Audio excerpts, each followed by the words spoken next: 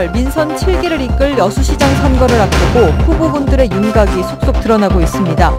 더불어민주당 후보들의 난립 속에 야당 후보들은 아직 잠잠한 모습입니다. 멸치잡이 여선인 연안선망 어민들이 어구 사용을 불법으로 규정해놓은 것과 관련해 개정을 요구하고 나섰습니다. 어족자원 고갈을 유발하는 것도 아닌데 행정당국이 어업을 막고 있는 것은 형평성에 어긋난다는 것입니다. 여수시가 소라면 채석단지 개발 사업과 관련해 반대 입장을 내놨습니다.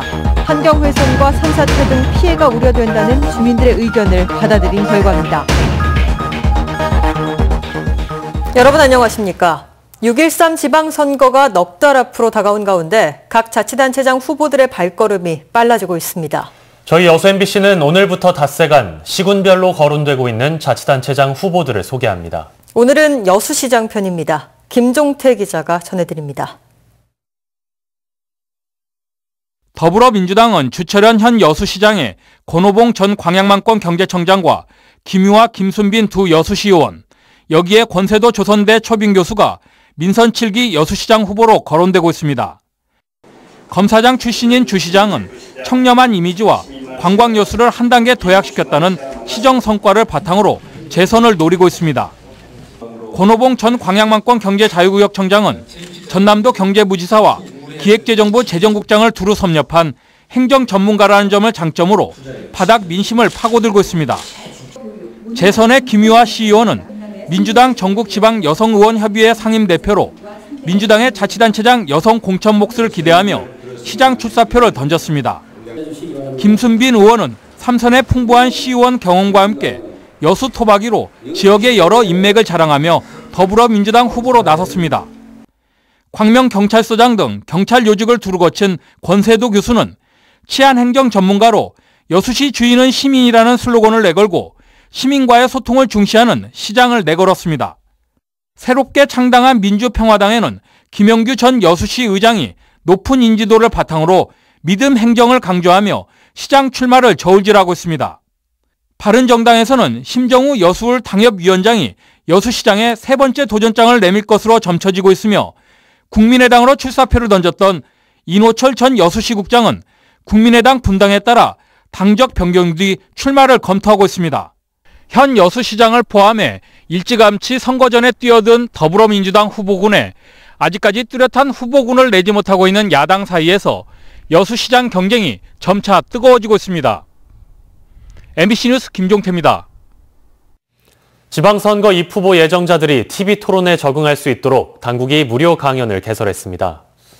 전남선거방송 토론위원회는 이번 지방선거에 출마할 제주와 호남 4개 시도 지자체장과 교육감 선거 입후보 예정자들의 신청을 받아 다음 달 6일 광주 MBC에서 TV토론 아카데미를 개설합니다. 이번 강연에는 전현직 아나운서와 전문 방송인들이 강사로 나서 카메라 적응과 토론 체험 등을 도울 예정이며 참가를 희망하는 사람은 전남도 선거관리위원회에 신청하면 됩니다. 국민의당 통합반대파 의원 15명이 민주평화당 합류를 위해 집단 탈당했습니다.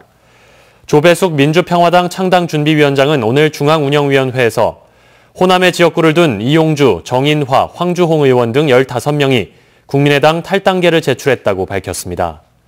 아직 거취를 정하지 않은 통합반대파 의원까지 합치면 탈당 의원이 최대 20명에 이를 것이라는 분석도 있습니다. 한편 국민의당과 바른정당은 오는 13일 양당의 수임기관 합동회의에서 통합이 의결되면 미래당으로 새롭게 출범할 계획입니다. 여수 상포지구 특혜 의혹을 조사하고 있는 여수시의회 상포지구 특별위원회가 관련 공무원을 검찰에 고발하기로 했습니다. 상포지구 특별위원회는 오늘 상포지구 매각과 인허가 과정에서 공무원들이 조직적으로 개입한 정황을 확인했다며 관련 공무원 2명과 최종 허가권자인 주철현 시장을 검찰에 고발할 계획이라고 밝혔습니다. 상포특위는 오는 9일 전체 회의를 열어 고발 여부를 최종 결정하는 한편 12일에는 조사 보고서 채택안을 임시회에 상정할 예정입니다. 여수시 소라면에 추진되고 있는 채석단지 개발 사업에 대해 여수시가 공식적으로 반대 입장을 밝혔습니다. 여수시는 오늘 보도자료를 통해 소라면 일대가 채석단지로 지정될 경우 환경훼손과 주민 피해가 우려된다며 산림청에 적극적으로 반대 의사를 전달하겠다고 밝혔습니다. 한 건설업체는 소라면 봉두리 51만여 제곱미터를 채석단지로 지정해달라며 산림청에 사업 신청서를 제출했지만 주민들은 산사태 위험과 저수지 오염, 비산먼지 발생 등을 이유로 강하게 반발하고 있습니다.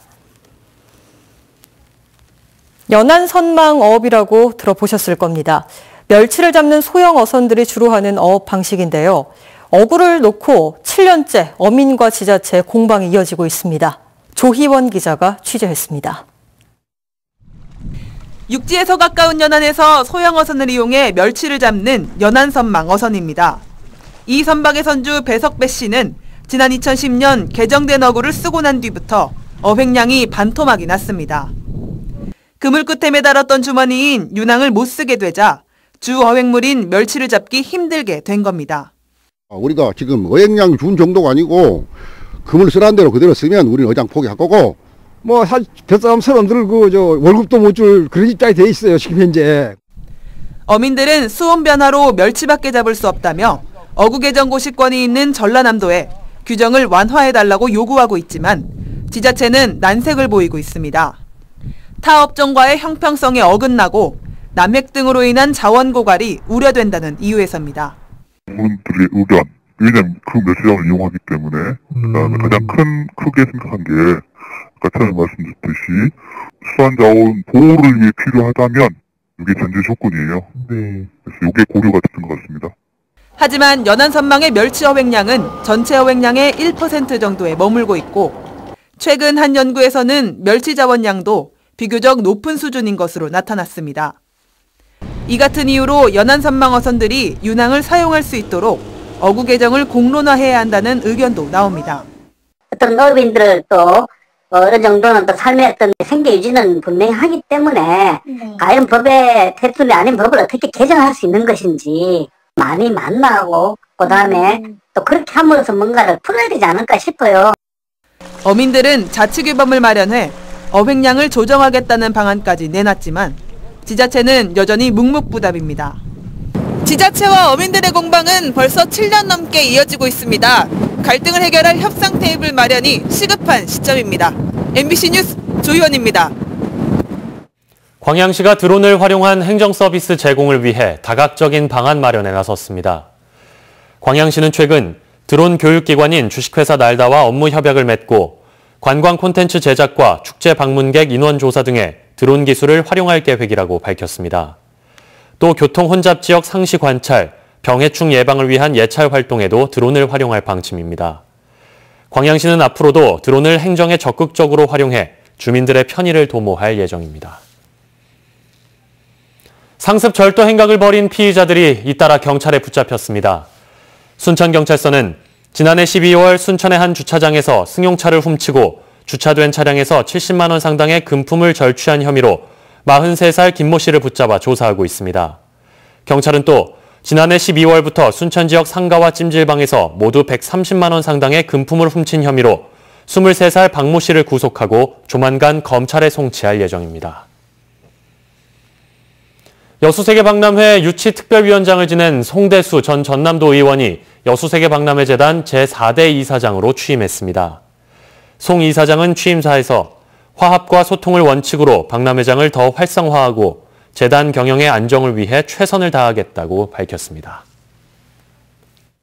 다음은 희망 2018 나눔 캠페인에 성금을 보내주신 분들입니다.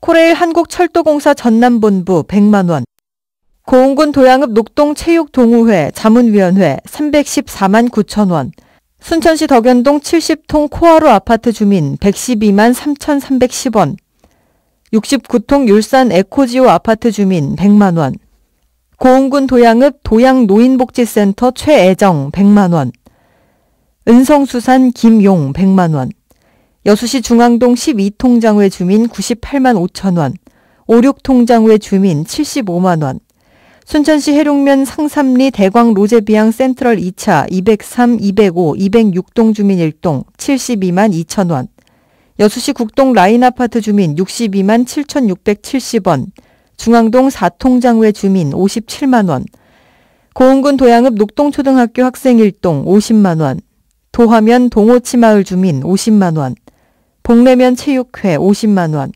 여수시 중앙동 10통장외 주민 47만 원, 순천시 풍덕동 4통 주민 46만 9,840원, 순천시 덕연동 대주파크빌 아파트 103에서 105동 주민 45만 4,600원, 고흥군 복내면 의용소방대 사양지대 40만 원, 순천시 생목 벽산 아파트 101, 102, 109, 111동 주민 37만 8천 원, 덕연동 13통 주민 33만 원, 4080 모임 정부일회 회원 1동 25만 원, 성금을 보내주신 분들께 감사드립니다.